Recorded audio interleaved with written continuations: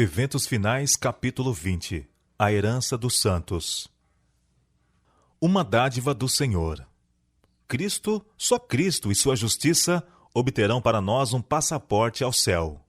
O coração orgulhoso esforça-se por alcançar a salvação, mas tanto nosso título ao céu como nossa idoneidade para ele encontram-se na justiça de Cristo. Para fazermos parte da família celestial, Cristo tornou-se membro da família humana.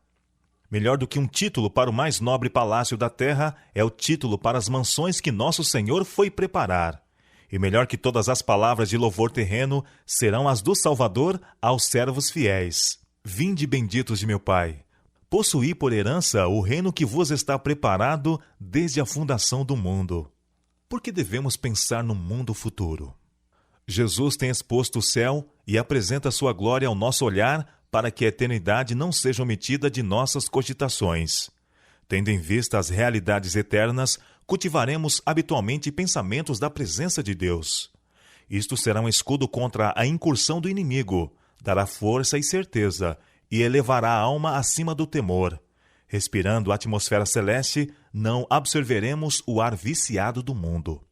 Jesus vem apresentar as vantagens e bela imagem do celestial, para que as atrações do céu se tornem familiares aos pensamentos, e o salão da memória seja guarnecido de quadros de beleza celeste e eterna. O grande mestre dá ao homem uma visão do mundo futuro, trá-lo com seus atraentes bens ao alcance da vista. Se ele pode fixar a mente na vida futura e suas bem-aventuranças, em comparação com os interesses temporais deste mundo, o chocante contraste fica profundamente gravado no espírito, absorvendo o coração e a alma de todo ser. Os motivos do cristão. Motivos mais fortes e instrumentos mais poderosos não poderiam jamais ser postos em operação. As sobreexcelentes recompensas de fazer o bem, o gozo do céu, a sociedade dos anjos, a comunhão e o amor de Deus e seu Filho, o enobrecimento e dilatação de todas as nossas faculdades através dos séculos da eternidade, acaso não são estes poderosos incentivos e encorajamentos para nos impelir a consagrar ao nosso Criador e Redentor os mais amantes serviços do coração? Se pudermos encontrar-nos com Jesus em paz e ser salvos, salvos para sempre, seremos os seres mais felizes. Oh, estar finalmente no lar em que os ímpios deixam de perturbar e os cansados estão em paz. Gosto de ver tudo que é belo na natureza. Penso que estaria plenamente satisfeita com a terra, cercada das boas coisas de Deus, se ela não estivesse desfigurada pela maldição do pecado. Mas teremos novos céus e nova terra. João viu isso em santa visão e disse: Então ouvi grande voz vinda do trono dizendo: Eis o tabernáculo de Deus com os homens. Deus habitará com eles. Eles serão povos de Deus, e Deus mesmo estará com eles. Apocalipse capítulo 21, verso 3. Oh, bendita esperança, gloriosa perspectiva! Um lugar real e tangível.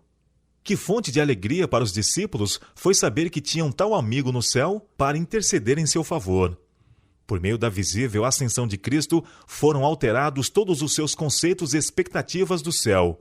Anteriormente, seus pensamentos se haviam demorado nele como uma região de espaço ilimitado, habitada por espíritos sem substância.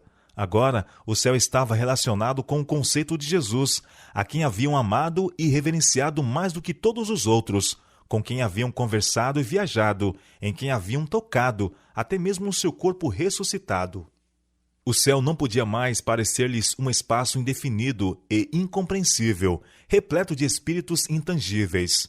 Consideravam-no agora como seu futuro lar, em que seu amoroso Redentor estava preparando mansões para eles. O receio de fazer com que a herança futura pareça demasiado material tem levado muitos a espiritualizar as mesmas verdades que nos levam a considerá-las nosso lar. Cristo afirmou a seus discípulos haver ido preparar moradas para eles na casa de seu Pai. Na terra renovada, os redimidos empenhar-se-ão em ocupações e prazeres que levaram felicidade a Adão e Eva no início. Será vivida a vida edênica, a vida no jardim e no campo. Glória indescritível. Vi a extraordinária amabilidade e glória de Jesus. Seu semblante era mais brilhante do que o sol ao meio-dia. Seu manto era mais alvo do que o branco mais claro. Como posso descrever-vos as glórias do céu e os belos anjos cantando e tocando suas harpas de 10 cordas? As maravilhosas coisas que vi ali não as posso descrever. Oh, se me fosse dado falar a língua de Canaã, poderia então contar um pouco das glórias do mundo melhor. A linguagem é demasiado fraca para tentar uma descrição do céu. Apresentando-se diante de mim aquela cena, fico inteiramente absorta. Enlevada pelo insuperável esplendor e excelente glória, deponho a pena e exclamo: oh, que amor maravilhoso! A linguagem mais exaltada não consegue descrever a glória do céu ou as profundidades incomparáveis do amor de um Salvador. A linguagem humana não é adequada para descrever a recompensa dos justos. Será conhecida apenas dos que a contemplarem. Nenhum espírito finito pode compreender a glória do paraíso de Deus. Se pudesse ter mesmo que uma só visão da cidade celestial, nunca mais desejaríamos morar outra vez na terra. Cursos de água, colinas e árvores. Ali vimos a árvore da vida e o trono de Deus. Do trono provinha um rio puro de água, e de cada lado do rio estava a árvore da vida. De um lado do rio havia um tronco da árvore, e do outro lado o outro, ambos de ouro puro e transparente. A princípio pensei que via 2 árvores. Olhei outra vez e vi que elas se uniam em cima numa só árvore. Assim estava a árvore da vida em ambos os lados do rio da vida. Seus ramos curvaram-se até o lugar em que nos achávamos, e seu fruto era esplêndido, tinha um aspecto de ouro, de mistura com prata. Existem torrentes sempre a fruir, claras como cristal, e ao lado delas, árvores ondeantes projetam sua sombra sobre as veredas preparadas para os resgatados do Senhor. Ali, as extensas planícies avultam em colinas de beleza, e as montanhas de Deus erguem seus altivos píncaros. Nessas pacíficas planícies, ao lado daquelas correntes vivas, o povo de Deus, durante tanto tempo peregrino e errante, encontrará um lar. Flores, frutos e animais. Vi outro campo, repleto de todas as espécies de flores, e quando as apanhei, exclamei: elas nunca murcharão. Em seguida vi um campo de relva alta, cujo belíssimo aspecto causava admiração. Era uma vegetação viva e tinha reflexo de prata e ouro quando magnificamente se agitava para a glória do Rei Jesus. Entramos então num campo cheio de todas as espécies de animais: o leão, o cordeiro, o leopardo, o lobo, todos juntos em perfeita união. Passamos pelo meio deles e pacificamente nos acompanharam. Dali entramos num bosque, não como os escuros bosques que aqui temos. Não, absolutamente, mas claro e por toda parte glorioso. Os ramos das árvores agitavam-se de um para outro lado, e todos exclamamos: moraremos com segurança na solidão e dormiremos nos bosques. Atravessamos os bosques, pois estávamos a caminho do Monte Sião. Estava sobre o monte um belo templo. Para embelezar o lugar, havia em redor do templo todas as espécies de árvores: o bucho, o pinheiro, o cipreste, a oliveira, a murta, a romanceira e a figueira, curvada ao peso de seus figos maduros, embelezavam aquele local. E vi uma mesa de pura prata. Tinha muitos quilômetros de comprimento, contudo nossos olhares podiam alcançá-la toda. Vi o fruto da árvore da vida, o maná, amêndoas, figos, romãs, uvas e muitas outras espécies de frutas. Pedi a Jesus que me deixasse comer do fruto. O vigor de eterna mocidade. Todos saem do túmulo com a mesma estatura que tinham quando ali entraram. Adão, que está em pé entre a multidão dos ressuscitados, é de grande altura e formas majestosas, de estatura pouco menor que o Filho de Deus. Apresenta assinalado contraste com o povo das gerações posteriores. Sob esse único ponto de vista se revela a grande degeneração da raça. Todos, porém, surgem com a louçania e vigor de eterna mocidade. Restabelecidos a árvore da vida no Éden há tanto tempo perdido, os remidos crescerão até a estatura completa da raça em sua glória primitiva. Se Adão, ao ser criado, não houvesse sido dotado de 20 vezes maior força vital do que os homens possuem agora, a humanidade, com seus presentes métodos de vida, que constituem uma violação da lei natural, já estaria extinta. Ninguém necessitará ou desejará repouso. Não haverá cansaço em fazer a vontade de Deus e oferecer louvores a seu nome. Sempre sentiremos a frescura da manhã e sempre estaremos longe de seu termo. A aquisição de conhecimento não cansará o espírito, nem esgotará as energias. O céu é todo saúde. Felicidade assegurada. Jesus ergueu o véu da vida futura. Na ressurreição, disse ele: nem casam, nem são dados em casamento, mas serão como os anjos de Deus no céu. Homens há hoje em dia que exprimem sua crença em que haverá casamentos e nascimentos na nova terra. Aqueles, porém, que acreditam nas Escrituras não podem aceitar tais doutrinas. A doutrina de que nasçam crianças na nova terra não é parte da firme palavra da profecia. É presunção condescender com as suposições e teorias quanto a temas que Deus não nos deu a conhecer em sua palavra. Não necessitamos entrar em especulação relativamente ao nosso estado futuro.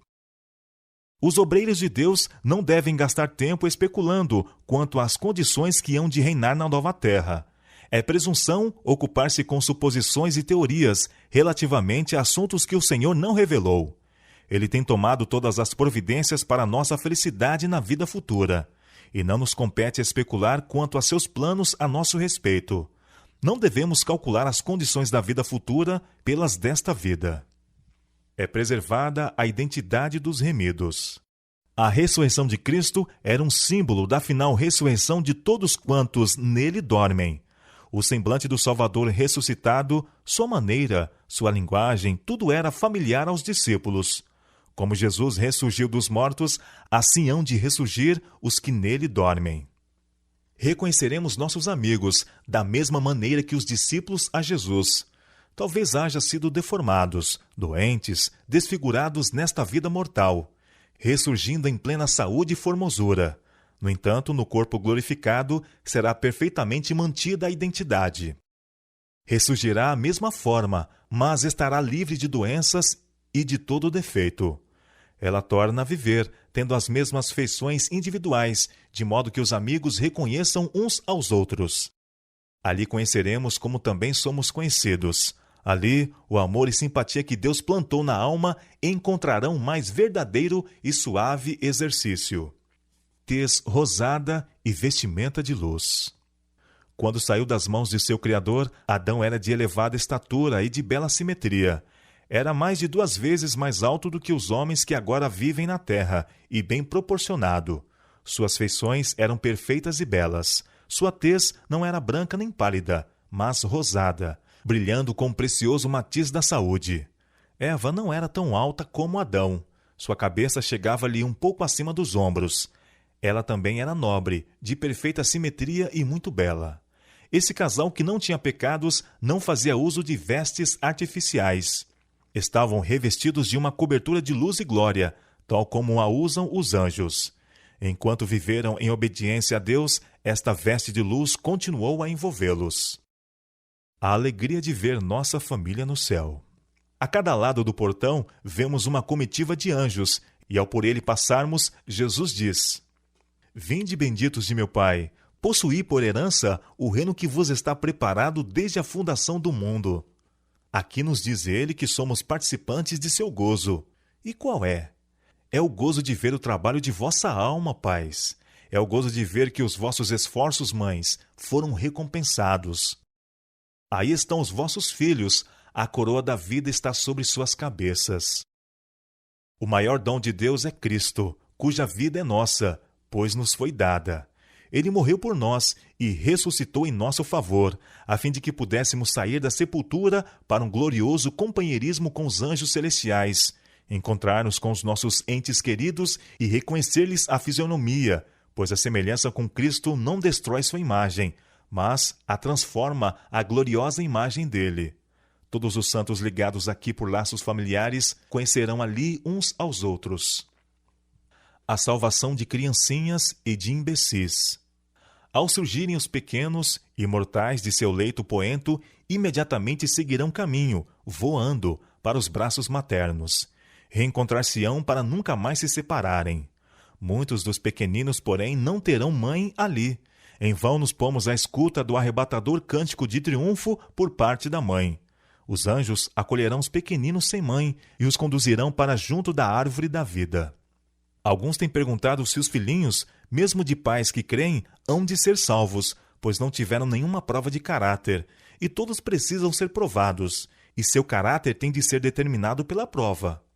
É feita a pergunta: como podem as criancinhas ter este teste e prova? Respondo que a fé dos pais que creem protege os filhos, como sucedeu quando Deus enviou seus juízos sobre os primogênitos dos egípcios. Não podemos dizer se todos os filhos de pais descrentes serão salvos, porque Deus não tornou conhecido o seu propósito a respeito desse assunto, e convém que o deixemos onde Deus o deixou, e que nos demoremos em assuntos elucidados em sua palavra. Quanto ao caso de A, vós o encarais como é agora, e deplorais sua simplicidade. Ele não tem consciência do pecado. A graça de Deus removerá toda essa imbecilidade hereditária e transmitida, e ele terá uma herança entre os santos na luz. A vós o Senhor concedeu santidade mental. Pelo que diz respeito à faculdade do raciocínio, A é uma criança, mas possui também a submissão e a obediência de uma criança. Homenagem às mães fiéis. Quando se assentar o juízo e os livros forem abertos, quando o bem-estar do grande juiz for pronunciado e a coroa de glória imortal colocada na fronte do vencedor, muitos erguerão essas coroas à vista do universo reunido e, indicando sua mãe, dirão: ela me fez tudo quanto sou, mediante a graça de Deus. Seus ensinos, suas orações foram abençoados quanto à minha salvação eterna. Os anjos de Deus imortalizam o nome das mães cujos esforços ganharam os filhos para Jesus Cristo. A recompensa do ganhador de almas. Quando os redimidos estiverem perante Deus, responderão ao chamado preciosas almas que ali estão por causa dos fervorosos e perseverantes esforços feitos em seu benefício, e das súplicas em intensa persuasão para que fujam para a fortaleza. Dessa forma, os que neste mundo têm estado a cooperar com Deus receberão a sua recompensa. Quando os portais daquela linda cidade lá do alto se revolverem nos seus luzentes gonzos e nela entrarem as hostes que observaram a verdade, coroas de glória ser-lhes-ão colocadas sobre a cabeça, e eles atribuirão a Deus honra, glória e majestade. E naquela ocasião alguns se aproximarão de vós, dizendo: não fossem as palavras que me proferistes bondosamente, não fossem vossas lágrimas, súplicas e diligentes esforços, e eu nunca teria visto o rei na sua formosura. Que recompensa é essa? Quão insignificante é o louvor de seres humanos nesta vida terrena e transitória, em comparação com as infinitas recompensas que estão reservadas aos fiéis na futura vida imortal. Nossos traços de caráter não se alterarão. Se quereis ser santos no céu, precisais ser primeiro santos na terra. Os traços de caráter que acalentais na vida não serão modificados pela morte ou pela ressurreição. Saireis da sepultura com a mesma disposição que manifestastes em vosso lar e na sociedade. Jesus não altera o caráter em sua vinda. A obra de transformação tem de ser efetuada agora. Nossa vida diária está determinando o nosso destino.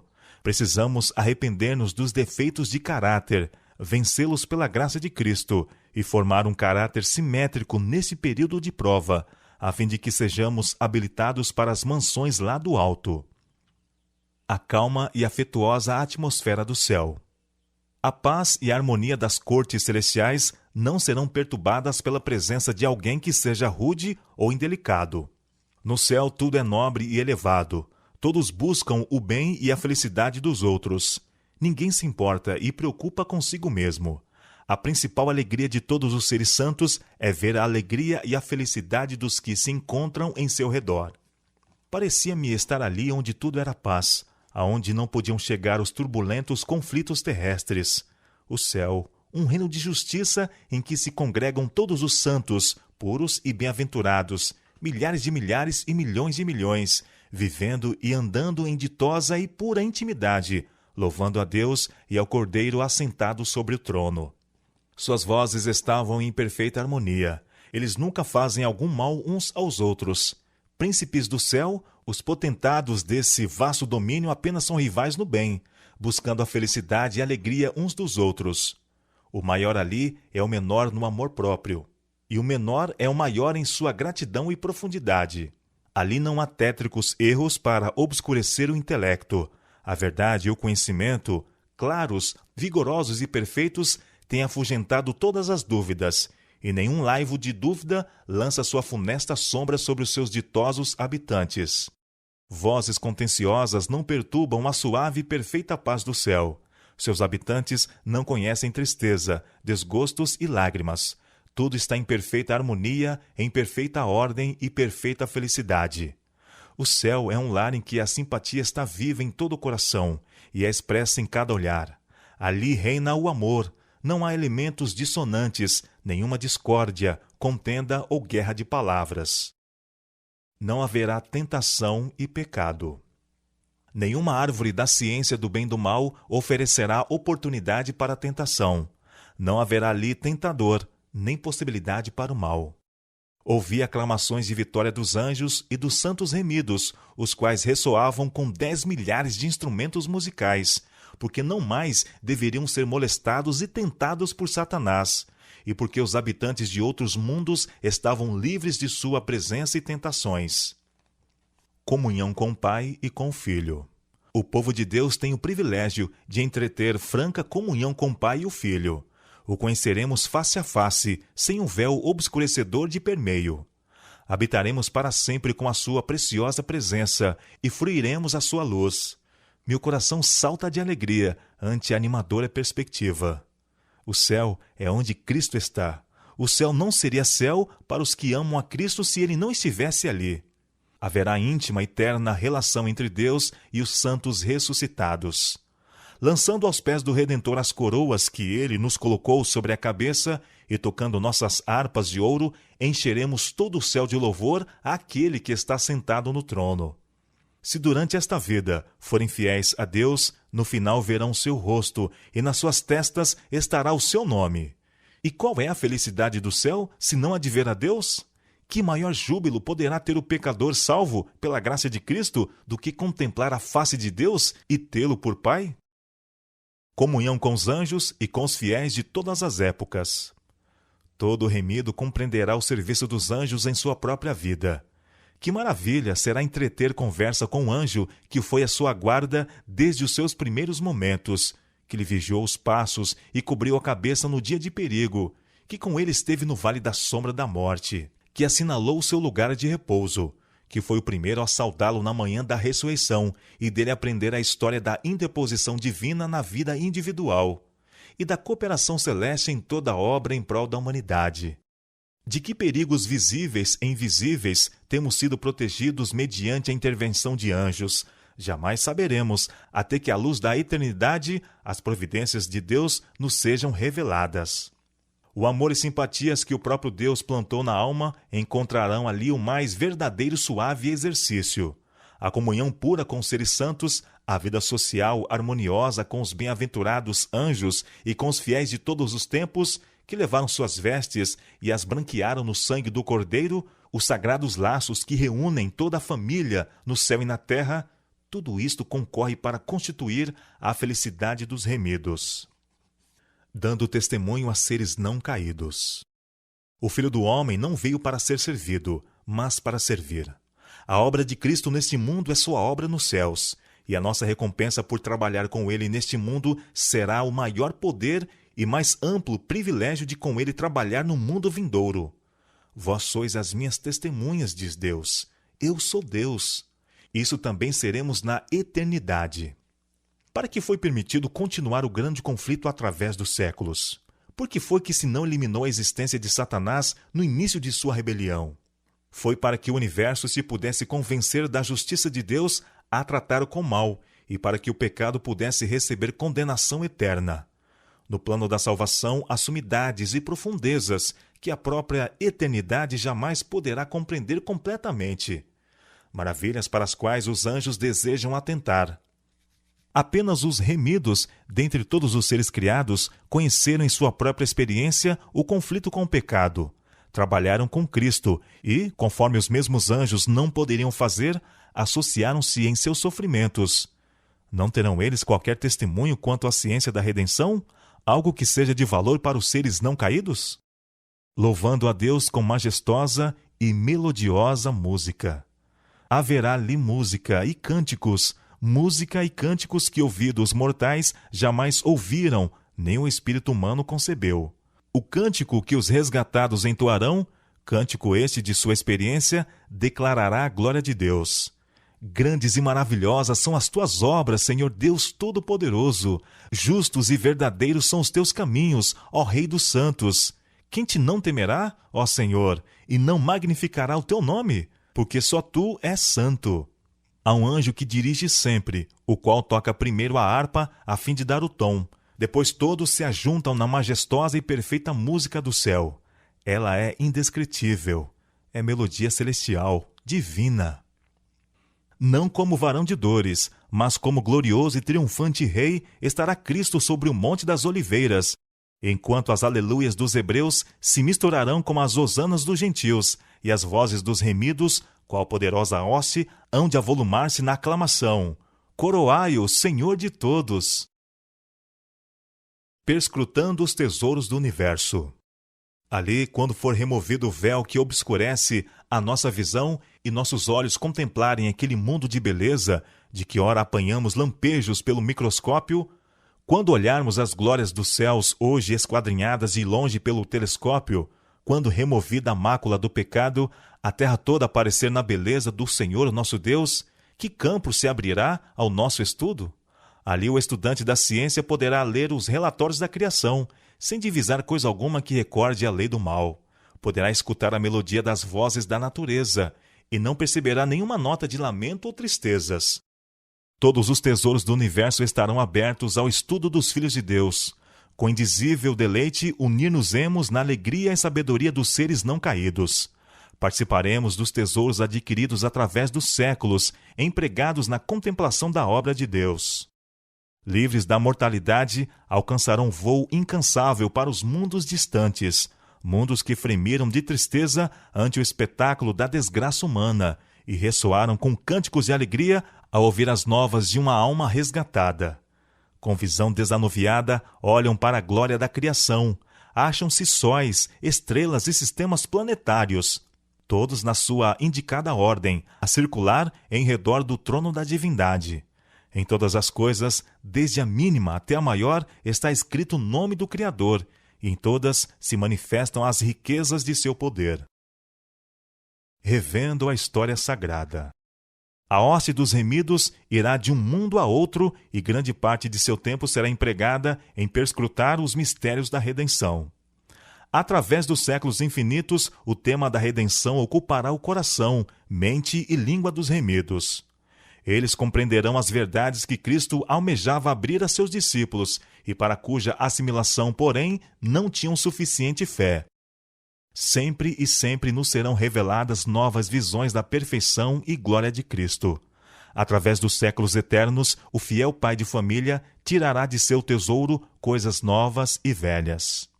Então se revelará diante dele o decurso do grande conflito que teve sua origem antes que começasse o tempo e terminasse apenas quando este cessar. A história do início do pecado, da fatal falsidade em sua ação sinuosa, da verdade que, não se desviando das suas próprias linhas retas, se defrontou com o erro e o venceu, sim, tudo isto será manifesto. O véu que se interpõe entre o mundo visível e o invisível será removido e reveladas coisas maravilhosas. Posto que os pesares, dores e tentações da terra estejam terminados e removidas suas causas, sempre terá o povo de Deus um conhecimento distinto, inteligente do que custou a sua salvação. Nosso Redentor sempre levará os sinais de sua crucifixão. Em sua fronte ferida, em seu lado, em suas mãos e pés, estão os únicos vestígios da obra cruel que o pecado efetuou. As perplexidades da vida elucidadas. Todas as perplexidades da vida serão então explicadas. Onde para nós apareciam apenas confusão e decepção, propósitos frustrados e planos subvertidos, ver-se-á um propósito grandioso, predominante, vitorioso, uma harmonia divina. Ali Jesus nos levará para bem perto da viva corrente que flui do trono de Deus e nos explicará as misteriosas providências pelas quais nos conduziu neste mundo, a fim de aprimorar-nos no caráter. Tudo quanto nos tem confundido acerca das providências de Deus será esclarecido no mundo vindouro. Naquilo em que a nossa mente só via confusão e promessas desfeitas, veremos a mais perfeita e bela harmonia. Saberemos que o amor infinito dispôs as experiências que nos pareciam as mais probantes. Ao reconhecermos o terno cuidado daquele que faz todas as coisas contribuírem para o nosso bem, regozijar-nos-emos com júbilo inexprimível e repleto de glória. O resultado de toda nobre ação. Todos os que trabalharam com um espírito desinteressado contemplarão os frutos de seus labores. Ver-se-á o resultado de todo princípio correto e nobre ação. Alguma coisa disto aqui vemos, mas com pouco dos resultados dos mais nobres trabalhos deste mundo é o que se manifesta nesta vida aos que os fazem, quando labutam abnegadamente, incansavelmente por aqueles que ficam além de seu alcance e conhecimento. Pais e professores tombam em seu último sono, parecendo o trabalho de sua vida ter sido feito em vão. Não sabem que sua fidelidade descerrou fontes de bênçãos que jamais poderão deixar de fluir. Apenas pela fé, veem as crianças que educaram tornar-se uma bênção e inspiração a seus semelhantes, e essa influência repetir-se 1000 vezes mais. Muito obreiro há que envia para o mundo mensagens de alento, esperança e ânimo, palavras que levam bênçãos aos corações em todos os países. Mas, quanto aos resultados, nada sabe, afadigando-se ele em solidão e obscuridade. Assim se concedem dons, aliviam-se cargas, faz-se trabalho. Os homens lançam a semente, da qual, sobre as suas sepulturas, outros recolhem a abençoada messe. Plantam árvores para que outros comam o fruto. Aqui estão contentes, por saberem que puseram em atividade forças para promover o bem. No além serão vistas a ação e reação de todas estas forças. Nosso gozo aumentará continuamente. Há no plano da redenção mistérios: a humilhação do Filho de Deus, o ser achado em forma de homem, o maravilhoso amor e condescendência do Pai ao entregar seu Filho, que são para os anjos celestiais motivo de contínuo assombro. Isso será o estudo dos remidos através dos séculos eternos. Ao contemplarem a obra de Deus na criação e redenção, novas verdades continuamente se lhes desdobrarão ao espírito surpreso e deleitado. À medida que vão aprendendo mais e mais da sabedoria, amor e poder de Deus, seu espírito se lhes expandirá constantemente e seu gozo aumentará continuamente. Ao transcorrerem os anos da eternidade, trarão mais e mais abundantes e gloriosas revelações de Deus e de Cristo. Assim como o conhecimento é progressivo, também o amor, a reverência e a felicidade aumentarão. Quanto mais aprendem os homens acerca de Deus, mais lhe admiram o caráter. Ao revelar-lhe Jesus as riquezas da redenção e os estupendos feitos do grande conflito com Satanás, a alma dos resgatados fremirá com mais fervorosa devoção e com mais arrebatadora alegria dedilharão as harpas de ouro, e milhares de milhares e milhões de milhões de vozes se unem para avolumar o potente coro de louvor. Há sempre um infinito para além. Ali toda a faculdade se desenvolverá e toda a capacidade aumentará. Os maiores empreendimentos serão levados avante, as mais altas aspirações realizadas, as maiores ambições satisfeitas, e todavia surgirão novas culminâncias a galgar, novas maravilhas a admirar, novas verdades a compreender, novos assuntos a apelarem para as forças do corpo, espírito e alma. Por mais que avancemos no conhecimento da sabedoria e do poder de Deus, há sempre um infinito para além. Todo o amor paternal que veio de geração em geração, através do coração humano, toda a fonte de ternura que se abriu na alma do homem, não passam de tênue riacho em comparação com o ilimitado oceano, quando postos ao lado do infinito, inexaurível amor de Deus. A língua não o pode exprimir, nem a pena é capaz de o descrever. Podeis meditar nele todos os dias de vossa vida. Podeis esquadrinhar diligentemente as Escrituras a fim de compreendê-lo. Podeis concitar toda a faculdade e poder a vós concedidos por Deus, no esforço de compreender o amor e a compaixão do Pai Celeste,